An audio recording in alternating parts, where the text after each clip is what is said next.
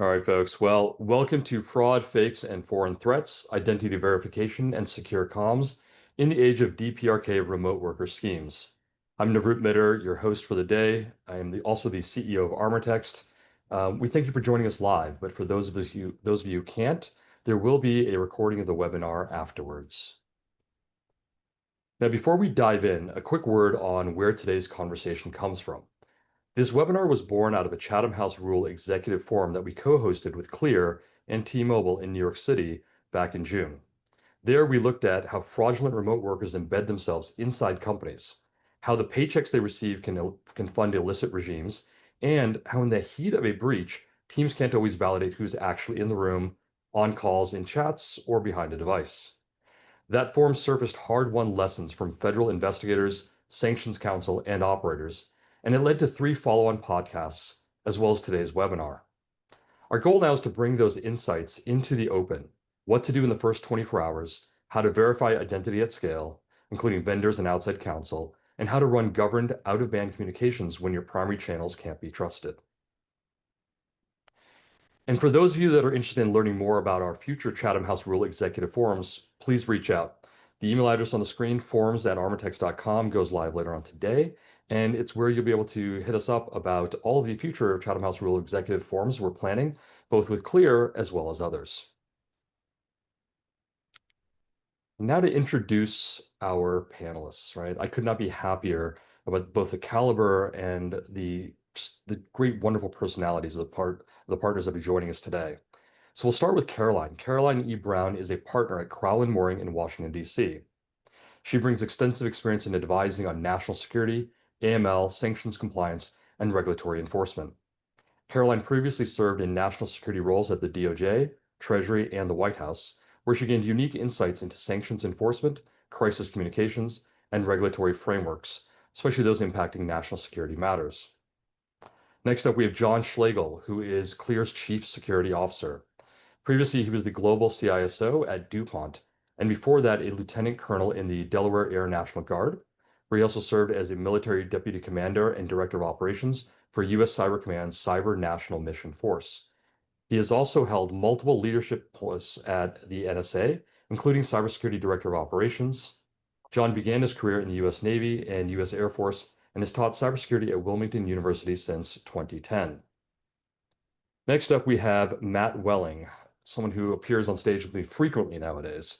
Matt Welling is also a partner at Crowell Moring in Washington, D.C., and he has significant experience in cybersecurity, privacy, incident response, compliance, and regulatory matters. Matt has deep expertise in conducting tabletop exercises and advising clients across sectors on cybersecurity risk management. He also teaches at Johns Hopkins Information Security Institute and serves on Indiana University's Cybersecurity Advisory Council, among his other travels with his large family of 3, what I thought was 12 children, but 3. And finally, I'm Navroop Mitter, the CEO of ArmorText, here to make sure that when things go sideways, your comms don't. And with that, let's get started. This webinar consists of 3 primary segments. The first is all about legal issues. It's legal context for remote worker deceptions and sanctions. The second segment is about identity at scale, Clear's lessons from the front lines. And the third is all about out-of-band identity verification in action. After these 3 segments, we'll actually move into a roundtable discussion as well as Q&A, and we encourage you to submit your questions in advance. Our host from the ArmorText team, Pat, will be collecting those questions, and we'll be weaving those in during the roundtable itself. And so with that, let's get started. Legal context, remote worker deception, and sanctions. Caroline, this is all about you and Matt, but let's get started, Matt, with you first. Help us understand why DPRK-style schemes are not a normal insider case. Why is the FBI so concerned? Who's at risk? Who's already been hit? And why is this fact pattern legally different? Yeah, thanks, Navroop. I think the thing to focus on is, by and large, at least all the cases that are public, the primary goal of the actors is to get a paycheck. That paycheck's going back to the North Korean regime, based on all public information. I think Carolyn's going to talk about some of the implications of that in a second. But in many cases, these workers are doing the work to varying degrees of quality based on the cases I've seen, but they're working.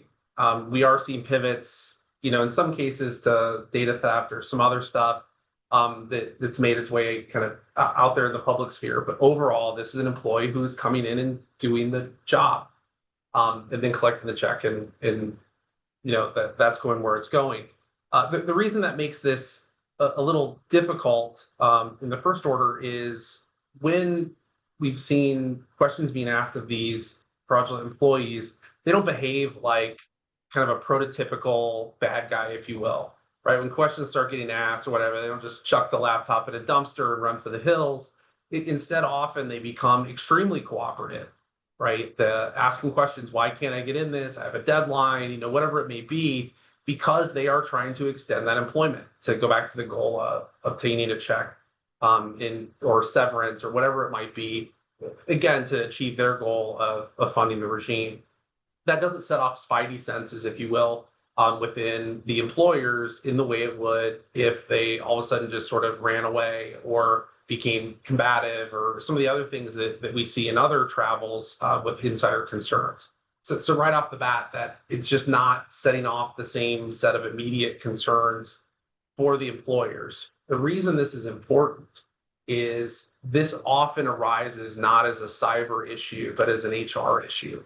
Right? You have employees that are never on camera. They have excuses of why they're not where you expect them to be. They may just be doing a bad job. And these arise as HR matters rather than a traditional kind of cybersecurity matter. And because of that, they can prolong because you have an employee that's trying to be cooperative or whatever, and they're really often just going through a separation process. And that's not bringing in the cyber team in the same way. To the flip side, where you are getting an alert from a CrowdStrike, from a Salesforce, from Microsoft through Defender or SentinelOne, whatever it might be, that says, hey, there's something here you should go look at based on our telemetry, and they go ask the question of the employee again doesn't chuck their laptop and run. Instead, they have these strings of excuses and other things that, again, if you're not coupling that with the HR piece, may not set off spidey sense the same way. Oh, there was some travel that was unexpected. Oh, there was whatever.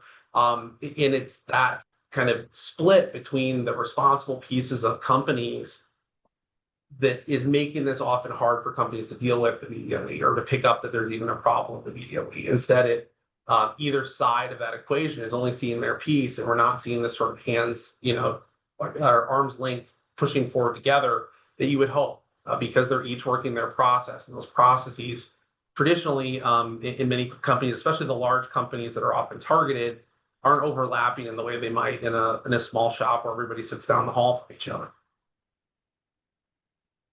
I appreciate you setting the context for us.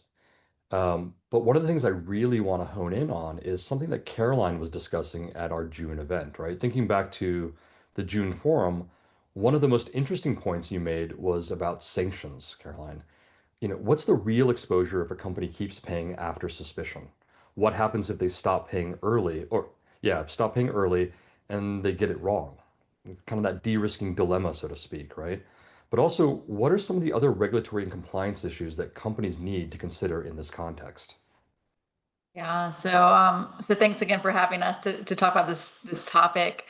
Um, so put quite simply, employing North Korean IT workers violates both US and UN sanctions. So engaging with these workers, even if done unknowingly or unwittingly, can trigger civil administrative enforcement by OFAC, the Office of Foreign Asset Control within the US Department of the Treasury, or even criminal enforcement by the Department of Justice for sanctions violations. And then in addition to sanctions, you have the possibility of potential export controls violations, right? When this might also occur from allowing, unauthorized access to certain controlled data, which could, both of those violations could potentially trigger a government investigation or an enforcement action, like a civil penalty. Um, Taking a step back just to unpack the framework of sanctions, North Korea is subject to a comprehensive embargo. And what that means is that US persons, meaning US companies, can't have any dealings with North Koreans, either directly or indirectly, or else they're on the hook for potential sanctions violations. And again, here and within this framework, OFAC operates under a strict liability standard, which means that not knowing who you're dealing with, if you do end up paying a North Korean, right, is no defense. It's you're liable for those sanctions violations, regardless of whether or not you knew the actual identity of the employee. And there's two hooks here where companies could have potential exposure to sanctions liability. One is providing material support, right, to the DPRK, and that can come in the form of, a payment, right, providing financial aid, financial assistance to the DPRK, or it could also come through the principle of causing another U.S. person to violate sanctions. So here, if a company is processing its payments through banks or digital assets companies that are subject to U.S. jurisdiction, those payment processors or those banks would be violating sanctions. And so OFAC could find that the company that employed the DPRK IT worker caused those banks, those payment processors, those financial institutions to violate sanctions.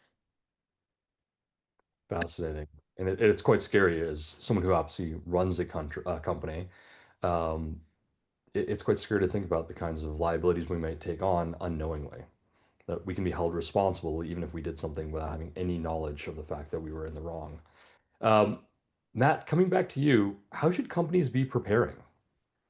Yeah, it's a great question. The first is, to the extent that they don't already, is to make sure you have policies and procedures to help you navigate this, both on the employment side, so whatever your employment or insider investigations programs are, but also on the cybersecurity side, so incident response plans and similar, and to make sure that those are sort of connected to each other and aware of each other, that those teams are at least in some amount of coordination.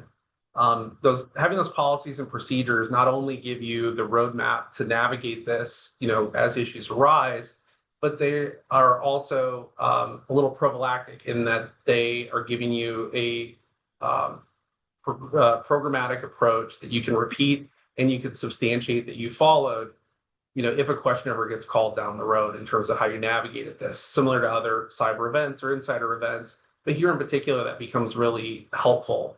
The next step would be not just to have that policy, but to practice it.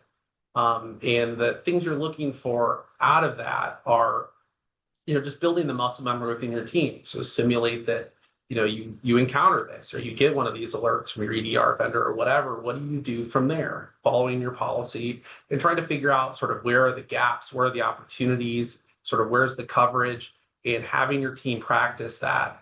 Importantly, out of that, you're also going to have the team see what each other does. And building that trust and that awareness, we've seen be extremely helpful as these issues arise, because often these are teams that aren't necessarily working with each other day in, day out, right? Especially if we look at, kind of your cyber responders and members of your HR team. Maybe they're interfacing at kind of very distinct places, but on a day-to-day basis, they're often not working together. The other thing that you want to be getting out of that is understanding how you get your arms around what the issue is. Since most of these workers, at least to date, we're seeing in sort of tech-focused jobs, developers or similar, can you figure out what access someone had, what code they've committed, what logs do you have available to help substantiate where they were, and more importantly, in a lot of these cases, where they weren't, and how long are you retaining those logs, how do you get to them, et cetera, et cetera. This last piece especially comes up in the case of a historical notification. And we've seen these coming from law enforcement and others as they go out to companies and say, here are a couple pieces of information. We think you may have had a problem. You should go check on this. Well, if that was an employee 2 years ago who has separated, maybe because of an employment issue, maybe they just went somewhere else. How do you go back and sort of prove the negative of, what they had access to, but also what they weren't doing, right? That they weren't accessing data outside of their role, that they weren't, exfiltrating information or trying to access things that they shouldn't. They weren't trying to escalate or elevate privileges. on and on, right? Proving the negative can often be very difficult in this, where you may not have an active issue in terms of the employer, the employees no longer there, but you may have notification triggers and other things that come out of not being able to rule out that certain things happen.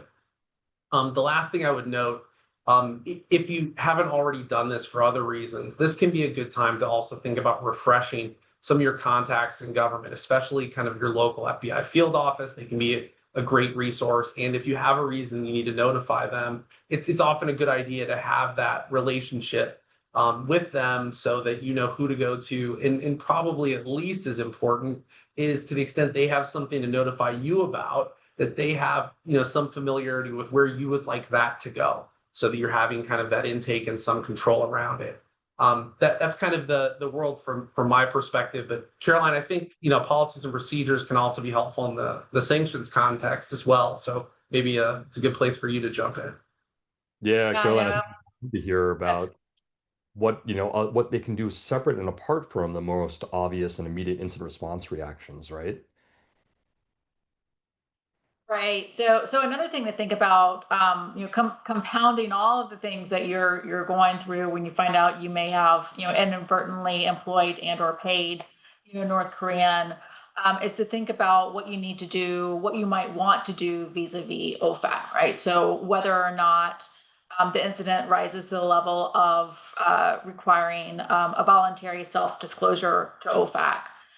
These are indeed voluntary, but here's the carrot, for providing a VSD to OFAC. So I mentioned earlier that there's a strict liability standard, meaning that not knowing who you were dealing with is not a defense in the Department of the Treasury's eyes, right? Or when it comes to thinking about potential violations of sanctions. If you go into the Treasury Department with a voluntary disclosure, the carrot, the incentive to do that is if there were to be a penalty, you automatically get 50% off, right? So you get a nice haircut on any civil penalty that OFAC might elect to do as an enforcement action. And I should also say that a civil penalty is only one of the options that OFAC has, and when it's deciding what to do with the VSD. There's also the possibility of a cautionary letter. Right? Those can be both public and non-public, which essentially amounts to just kind of slap on the wrist saying, we see you, please don't do this again, but we're not going to take any further action. So it's not automatically that OFAC is going to issue a penalty, right? But were it to decide to issue a penalty by going involuntarily, you get 50% off. And it's also worth noting that if OFAC were to learn of that potential violation from any other source, so essentially, if you're not the first to the table to let OFAC know, and then you go to OFAC, you don't get that credit, right? So sometimes, a lot of times when we're counseling our clients, one of the factors when you're thinking about pros and cons of going involuntarily is, is there anyone else that knows about this that might end up going to OFAC, first, such that you would not get credit? And what we're seeing is an increasing trend of companies deciding to go in voluntarily to OFAC for that reason, right? It's to telegraph to the agencies that you're being kind of a good steward. You're recognizing what happened, what took place. You're drawing the government's attention, Treasury's attention to that incident, trying to do the right thing in order to avail themselves of that 50% off credit, if OFAC were to decide to issue a civil penalty. Have you ever seen a frustrated adversary actually turn the company in themselves to OFAC? Absolutely. I mean, that happens often, right? If there is a competitor that's trying to get an edge, they will go in and try to, in their eyes, rat out their competition by saying they're engaging in unlawful behavior that is, actually a sanctions violation. So you see that a lot. Usually Not just they try to do that in competitor. the form of a Yeah, but not just a competitor. What about the actual threat actor themselves? Have you ever seen them go ahead and alert OFAC that, hey, by the way, we're on the inside of this company, just out of frustration? Not I haven't seen that scenario because there's I would suspect that OFAC working with its other government partners would be able to figure out who they need to focus in on. So I haven't seen the threat actor going to the Treasury Department to say we are working inside this company. But you certainly have other actors that would have incentive, right? If they're business partners, if they're competition, if there's anything in the context of a government contract at issue, right? You might have an entity that's going into effect to say you might want to take a closer look at this company's operations. Fascinating. Matt, did you have a question? I think you were about to jump in there as well. No? No, I was just going to differentiate. We've certainly seen that in other threat actor groups, and I think I know the example that you're referencing is when the ransomware group was turning their victims into the SEC. We've not seen, at least not that I'm aware of either, it with this sort of threat actor nexus and with these regulators, but it's obviously a playbook that's out there, right? And as we all know, many of these threat actor groups are well aware of each other and their antics. So it's, not beyond the pale that at some point they could do that. But certainly others have followed that playbook. Yeah, you read my mind. That's exactly what I was thinking about, the one we referenced on stage previously. Um, Actually, Carolyn, then I've got another question for you, right? What steps can companies take proactively to guard against the risks of violating sanctions in the first place? Yeah, so I think Matt gave a good answer to this in a separate context, but it applies in the sanctions context as well. So again, if when OFAC is evaluating a voluntary self-disclosure, or if they have found out about the activity and they are issuing subpoenas or asking the company for certain information, one of the things that they'll consider to be a mitigating factor, there's kind of a list of different factors that OFAC will take into consideration when it's evaluating a potential sanctions violation, is whether or not the company had in place a sanctions compliance policy. So policies are your friend. They are easier to stand up before an incident happens versus afterwards, and you get some credit for doing so. So quite often that is the first question that OFAC will ask is, do you have a sanctions compliance program? And we see it. And there are certain pillars. There's about 5 pillars that comprise a good sanctions compliance policy. OFAC's put out guidance on this. We do these all the time, draft up these compliance programs. But one of the key parts of it is screening, right, or conducting due diligence. And again, Matt talked about doing your diligence. But if you can demonstrate to OFAC that you were screening your workers against sanctions list, that's going to go a long way in their eyes. Now, of course, we know that they can use aliases and proxies and all sorts of things like that, but showing effort to screen is very helpful. And this particularly comes up in the context of using employers of record, agents of record, which oftentimes are non-US companies that have no idea how sanctions work, right? And so even if you are outsourcing some of your HR skills to an offshore EOR, if they in turn are finding resources in sanctioned countries or that are sanctioned persons, you as a US company could still be on the hook for violating sanctions. So we always advise our clients to really scrub the diligence procedures of their EORs that they're partnering with to make sure that they are screening for those sanctioned persons and making sure that they're not pulling from embargoed jurisdictions. Well, I am sufficiently terrified at this point, so we're going to try to wrap up this particular segment. But before we do, one quick question for both of you. Could you each name one piece of documentation or artifact that you would most want preserved in the first 24 hours? In the first 24 hours, you should be trying to get your arms around this. So the biggest thing is ensuring that whatever substantiation you have, logs, other records, you're making sure those are preserved and not rolling off. That's not unique to this type of threat actor, but any of them. But throughout these cases, being able to prove the negative is a big deal, and as well as be able to show and show your work on what these actors may have done. And my response is quite similar. It would be to keep a record, even within those 24 hours of all the actions you've taken. Because again, in the sanctions context, OFAC's going to want to know, what did you do? What sort of controls did you put in place? What actions did you take? So even if, say, you did issue a VSD to OFAC and the outcome was uncertain, we don't know if we were dealing with a sanctioned person, a sanctioned country or not. Showing that you took some steps to try to do that immediately after the fact is going to go a long way. All right. And with that, we're going to close out the most terrifying segment of the day and move on to a happier topic.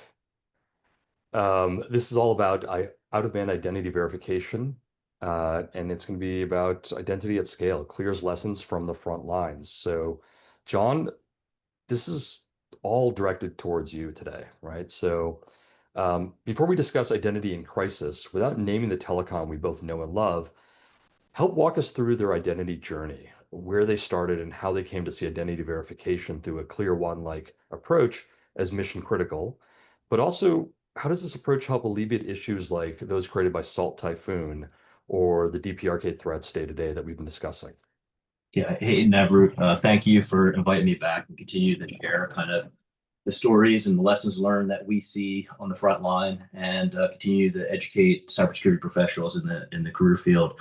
I go to a lot of conferences and I meet with a lot of CISOs, and one thing that's always top of mind, and I don't know if we've mentioned it yet here, but AI, and then closely behind that is usually identity. So, identity is one of those scary things. So, as mentioned by Caroline, right, like OFAC screening and being able to identify sanctioned countries. Luckily, that's something that Clear does. And we kind of got into this mainly because, as you were talking about this journey with this telco, it's a fascinating and it's a scary story, right? In that, identity is one of three things. It's something that you are, something that you know, or something that you possess. And talking about Salt Typhoon, and for those that don't know on this call, they're a sophisticated, advanced, persistent threat that's attributed to China, specifically MSS, the Ministry of State Security. And they're known for their high-profile cyber espionage campaign targeting critical infrastructure, mainly against the United States.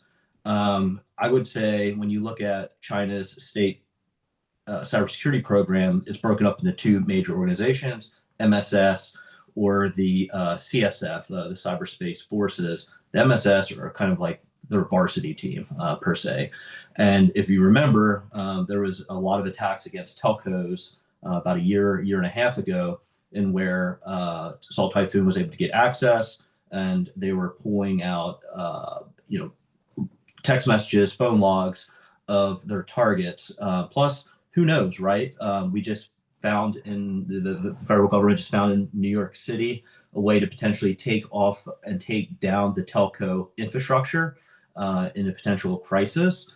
So think about that, right? When we're talking about out-of-band communication, if the cell phone network's down, because you just saw this happen in real world last week, the Secret Service just unraveled this. So there's a lot of interest in going after the telcos. But what really kicked off the identity piece, and just kind of given the backdrop, because sometimes I look at this and it seems like a Clancy novel, right? In which it seems out of this world, like a fantasy book that we're reading, but this is really happening right now, real time. But this telco, as they identified that they were infiltrated by a threat actor, they started going about issuing protocols about how do we communicate with employees with out-of-band comms.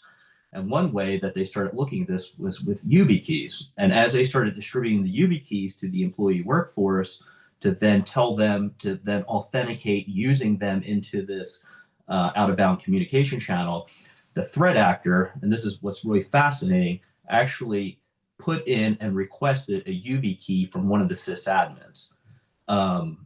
There was something that just didn't feel right about this. And that's when this telecom company realized that, hey, we need to sit the shovel down and we need to talk about this, and we need to go about identity a whole different way. So here, knowledge base, post AI world, all that's been compromised. I would assume that the first street you grew up on, all the things that are out there on social media can all be aggregated by AI at a very fast pace. So that all that's been compromised. And then you're seeing firsthand where the threat actors were then asking for the YubiKeys. So what's the most secure way? It's who you are, right? It's the person behind the device. So that's when we kicked off this journey in real time, in a very expedited rollout, we're able to then do the identity verification for their employees using biometrics, the most highest fidelity way to then have them identify for this one unique out of bound communication. But then working with them, they quickly realized that, hey, this can then be applied against the DPRK threat because we have a large teleworking population. And we, if you look at the I-9 process, it's as simple as holding up an ID card to the camera and somebody validating that they're looking at that. Well, who's doing that real enriched document verification, the multi-layers? And that's when we partner with them to do their entire workforce. And this is a couple 100,000 employees that we went through and did verification. And you're seeing now that identity is one of the highest leading cybersecurity threats across industry. Just throw out some numbers, right? They're saying that 1 in 4 applicants these days are fraudulent. They're saying that 3 out of 4 remote IT applicants are fraudulent. So we're seeing this more and more, and that's really the journey that we started off with this telco to help them get through this issue that started from a nation state intrusion that now applies across their whole organization. That is now their way of life, giving them high fidelity of their workforce. I appreciate you giving us the entire background of their journey, especially since they couldn't be here today. So let's shift into talking about what high assurance identity actually means in a crisis, right? What constitutes sufficient assurance to let someone into a sensitive comm space? Yeah, I'll start off by defining that now, group, and I would say high assurance identity is the ability to confirm beyond a reasonable doubt that the person attempting to access a channel is who they claim to be, even under stress, degraded infrastructure, or adversarial conditions. And in a crisis, this bar must be higher than routine. And think about this: you've already been compromised once. Last thing you want is to then have, additional egg on your face to where you let somebody that should not be into your out of bounds communication channel. So at this, it's a very high stress situation. Going back, threat actors are more likely to try to impersonate and try to get access into that channel, knowing that if they're in your network, everything's been compromised and they're monitoring the communication channels of your admins and your execs. The cost of letting an imposter in is extremely high. And then, we just talked about this, your fallback mechanisms like SMS, cellular, they might not be available, but more importantly, some key members, you might not have their phone information during this time. I tell people all the time, just assume that your network is unavailable and anything that you have there is inaccessible. But to your point, right, like to have that high assurance, we in the cybersecurity field, we're no stranger to defense in depth, right? We need to have multiple layers. So the document verification out the gate is key, but just know that just one document verification, the cost to defeat that is low. It's like $100 to get really good fake IDs these days. So you need to actually go back to the authoritative source. You need to go back to the DMV. You need to verify that. Biometric liveness and matching. So everyone's hearing about AI and deepfake, right? That continues to grow and get better in sophistication. So the technology that you use, you need to make sure that you're detecting against that. Also, one thing that Clear really prides itself is our extensive platform of members. We have over 35 million members, and we can match that against already pre-enrolled existing members. But then more importantly, if we have a fraudulent list, the one thing that does not change, right, is your face. So if we catch a criminal and we identify them, we can flag them because we know that they tried breaking into one of our other customers. Think about this from a CrowdStrike standpoint of how they transformed endpoint detection, right? Before it was antivirus. It was about individual signatures that took timely to be able to get out there and shared. what we're doing is very similar to where CrowdStrike is taking crowdsourcing across their entire customer base and then using those signatures to then protect others. I'll just real quickly, Navroop, device binding. If we have somebody that's pre-enrolled, their MAC address that's associated with their cell phone, we can then tie that cryptographically to their image. What else? I just mentioned about watch list, in particular, monitoring. Is there multiple registrations? Is there fraud that's taking place, and can we flag that?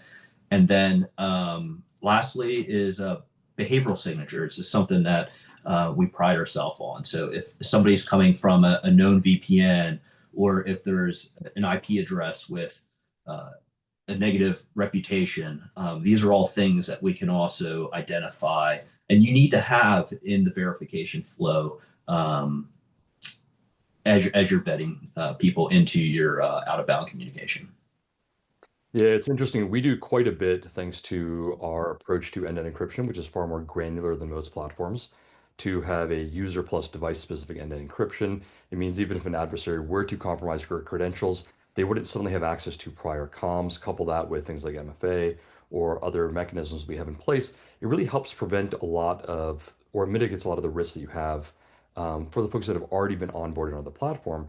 But in the middle of a crisis, to your point, John, you're going to be potentially onboarding a whole new set of insiders as well as external parties. And especially for those external parties, as they show up at the gate, so to speak, you want to know that the people you were told to expect that would show up are indeed the people who are showing up, and that it's not someone posing as your incident response retainer, provider, or someone posing as a member of your external counsel's team. And so I can see a lot of the value about the out-of-band identity verification, especially in those crisis moments.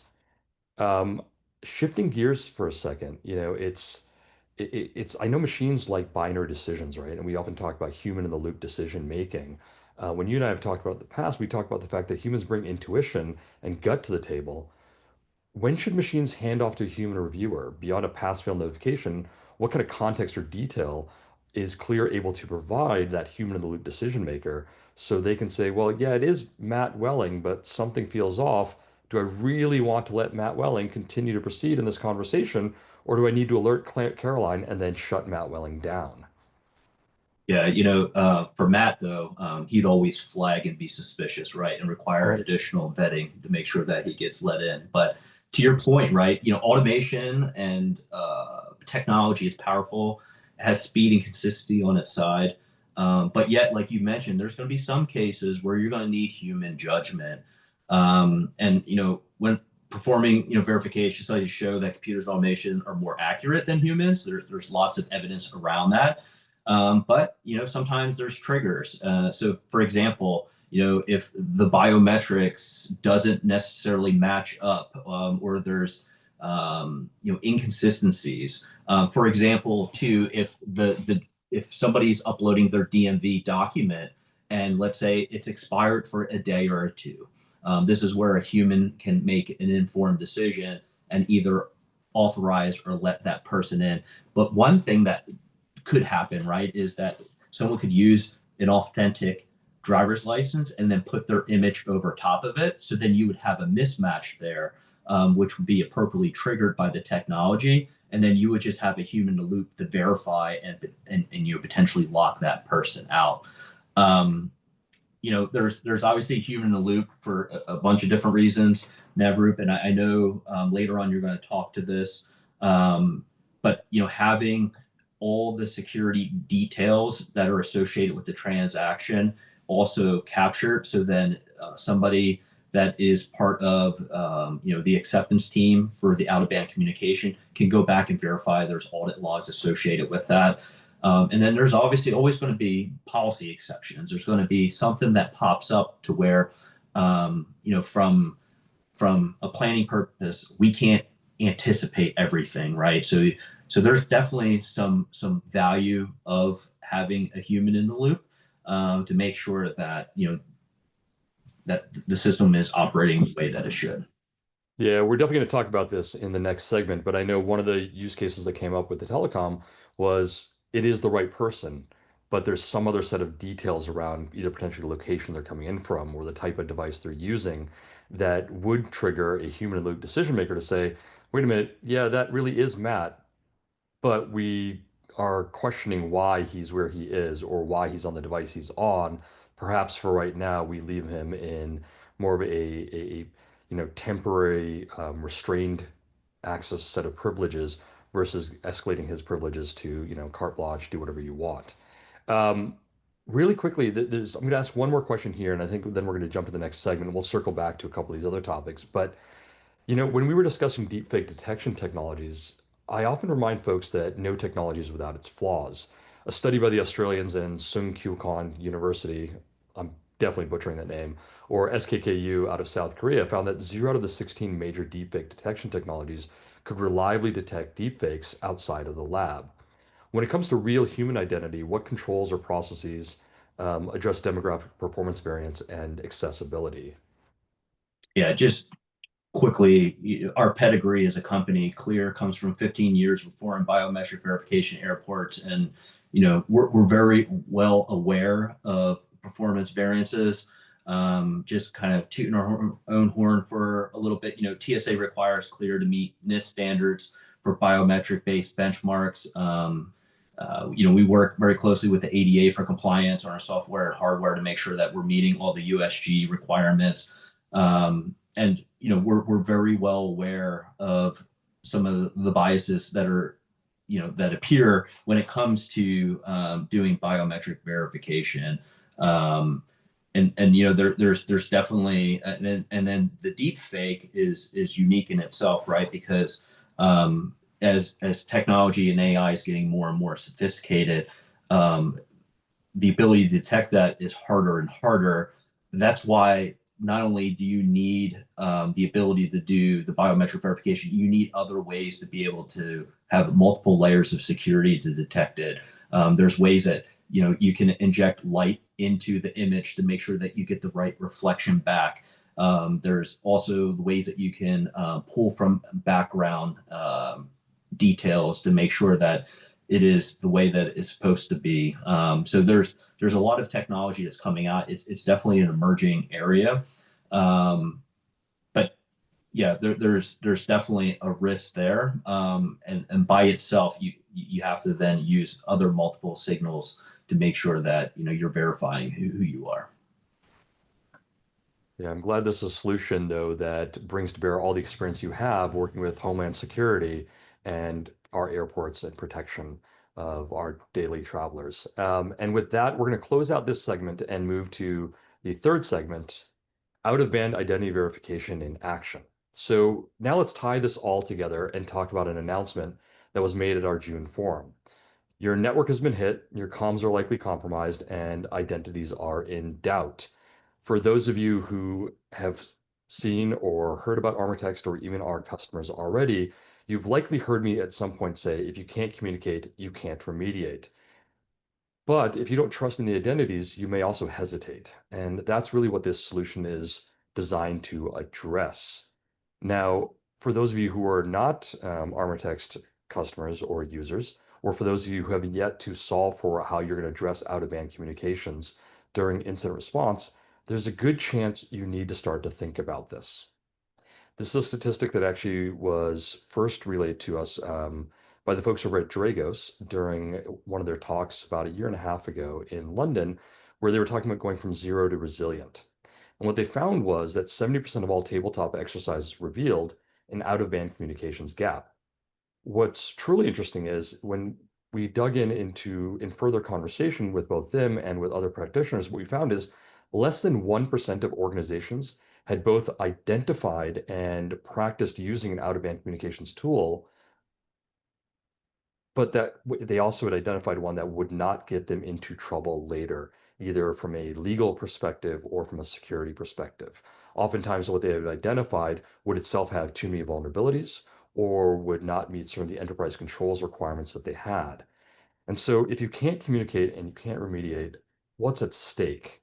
What's at stake is all of your incident response efforts, business continuity, the breach reporting timelines, everything that Caroline and Matt were talking about earlier, the regulatory disclosures you may have to make, the very discussions you need to have internally to determine what you should say, whom you should say it to, and the form in which you should say it so it doesn't come back to bite you later in case there are new fact patterns that emerge later that indicate you should have known something but did not know at the time.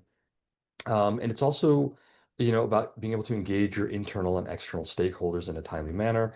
And then, of course, the public, consumers, and suppliers, putting them at ease.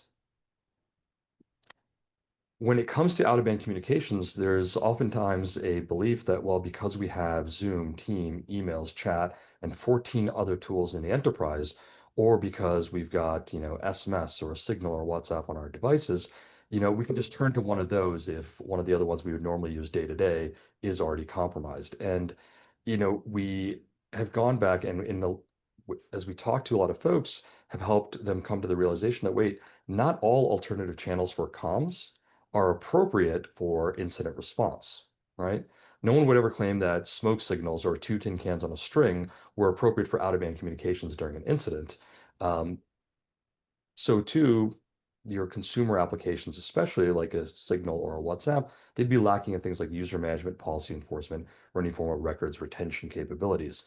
And so we differentiate out-of-band communications as a more general category from secure out-of-band collaboration as being a specific variant designed for these high stakes scenarios, right? Your incident response, security operations, threat intelligence sharing, and then even things like executive and SLT or board communications where what's at stake is far greater, and so the protections you require are far more. You need these communications to be resilient during a wide range of attack scenarios. And so to help with that, we have put together a framework largely developed with a lot of the critical infrastructure sectors here in the US. This framework helps provide a series of requirements and a very simple to use set of checklists that you can use to determine whether or not the tool you're looking at would be appropriate or would be resilient in some of these scenarios, right? So what distinguishes secure out-of-band collaboration for the enterprise? Requirement one, it actually has to be out of band. It can't just be a duplicate of a current tool. It can't rely on on-premise components. It's got to be independent of your network. The second requirement, it must be more secure. If it's simply just another username and password that is what's standing in the way of your adversary getting in, just like it was on the tool they just got into, they're going to find their way in. You want the benefits of end-to-end encryption, but you want the benefits of end-to-end encryption that were thought out specifically for these kinds of scenarios, such that it then protects against insider threats, as well as helps protect against third-party breaches. The third requirement, it can't sacrifice controls. Caroline and Matt did a lot to help educate us all about all the kinds of things your organization is going to be up against. You need to be able to meet your controls requirements. So you've got to be able to maintain your user policy controls, right? You've got to be able to retain records, but you need to be able to do so in such a way that those records themselves aren't suddenly, for example, plain text exports that were sent back to your network. Those would both be the first stop for the adversary, but also may not even be available at all if you now have that dependency on your network and your network has been compromised or brought down, right? So again, requirements 1, 2, and 3, they're pretty simple. This is a 3-point checklist. Anyone on our team and certain your lawyers can probably provide similar guidance. And so that brings us to the announcement we actually made in June alongside our partners at Clear. Secure Comms meets verified identity, a unified framework for resilience. What we have here now is clear verification workflows that are being delivered directly into your ArmorText out-of-band communications environment day to day, as well as in crises, right? So coming back to the day-to-day example here, you've got your own IDV portal as an organization, you're running it, you kick off a request to have people who are being onboarded to complete a clear verification. In parallel, you've instructed them to onboard themselves into ArmorText.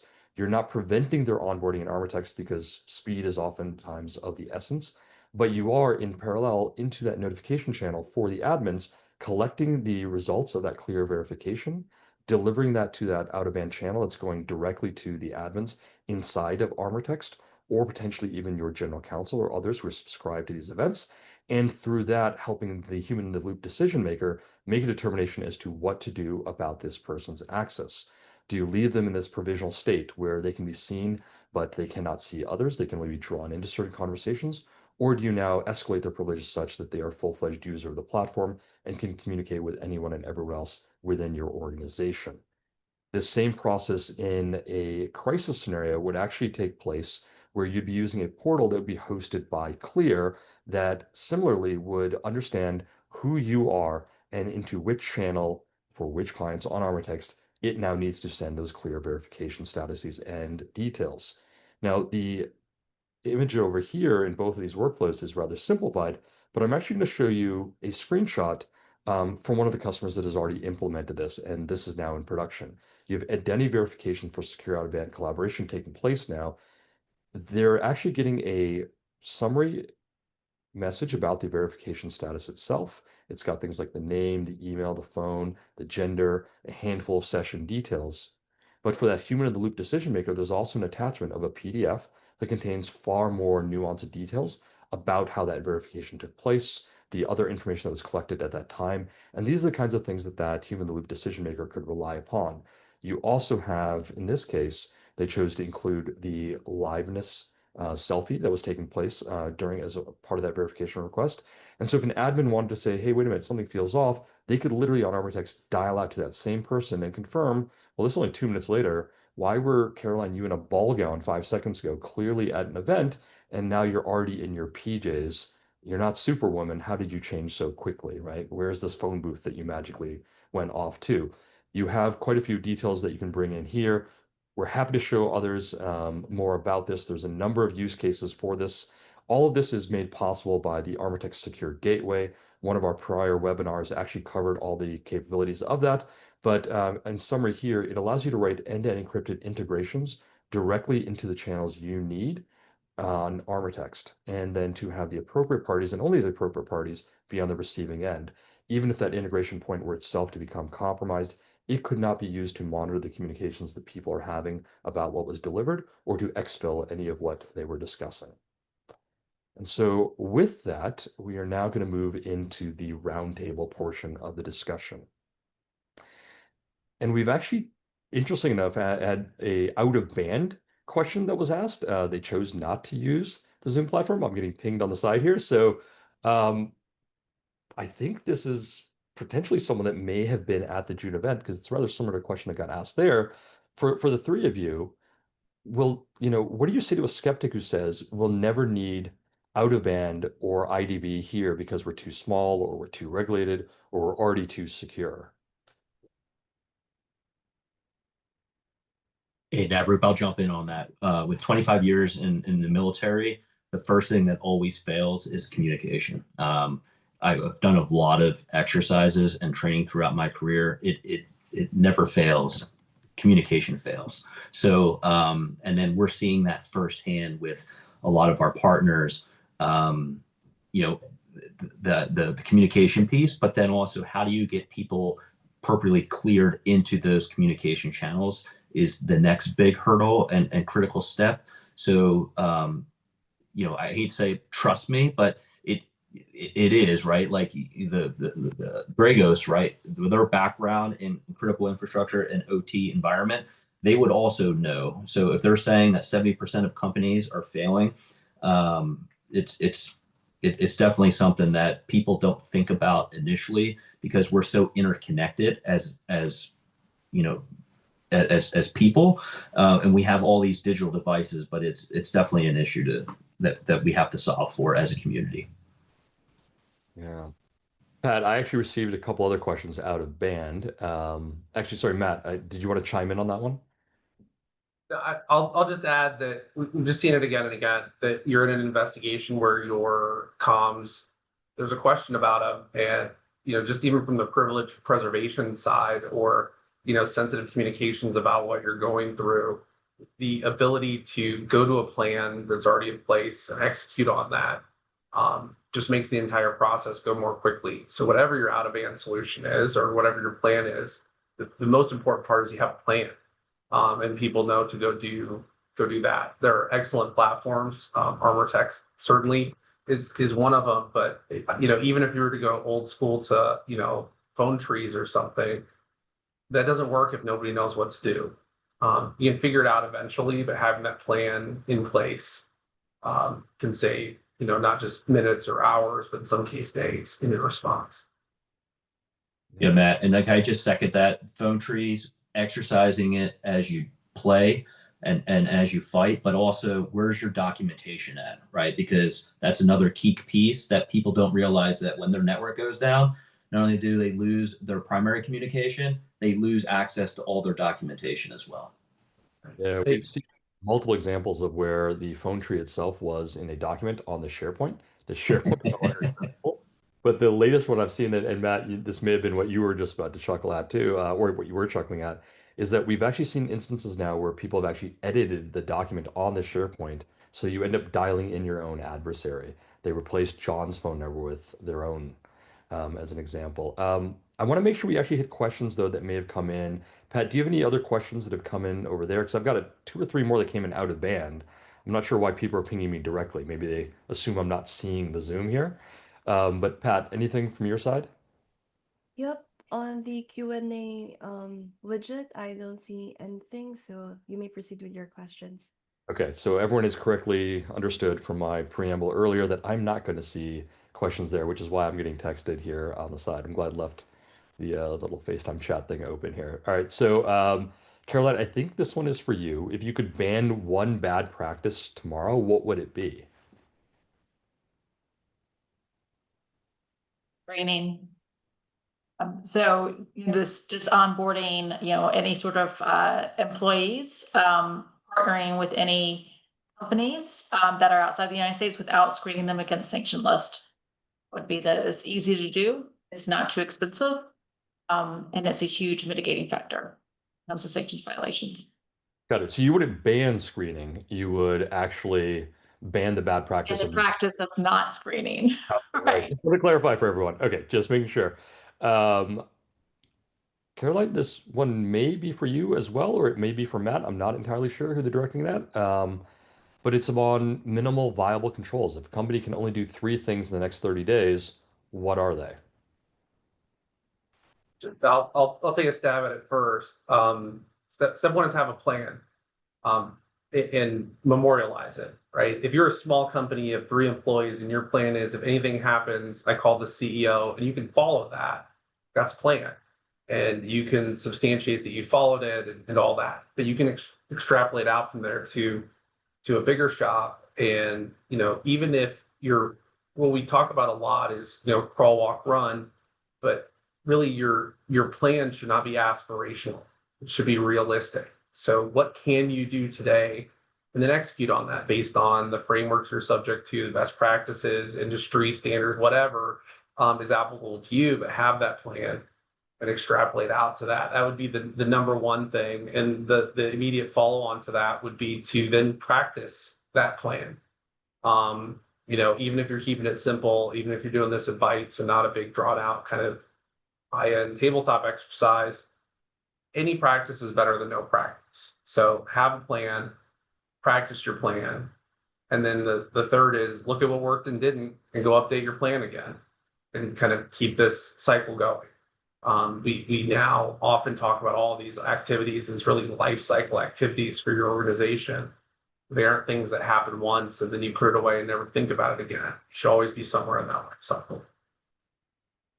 All right, and with that, I think we're coming up on time. So I'm going to quickly close us out here. If you're interested in learning more about ArmorText, there's a QR code down on the bottom of the screen that will point you to a Forrester report, an independent analysis of the secure communications solutions that are out there. This report was published in Q3 of 2024. ArmorText is a leader on that, as you can see from the Forrester Wave graphic off to my left. And what Forrester found is that we were purpose-built for out-of-band collaboration and that we outclassed others for SecOps, incident response, and threat intel sharing use cases. And with that, thank you for attending Fraud, Fakes, and Foreign Threats, Identity Verification, and Secure Comms in the Age of DPRK Remote Worker Schemes.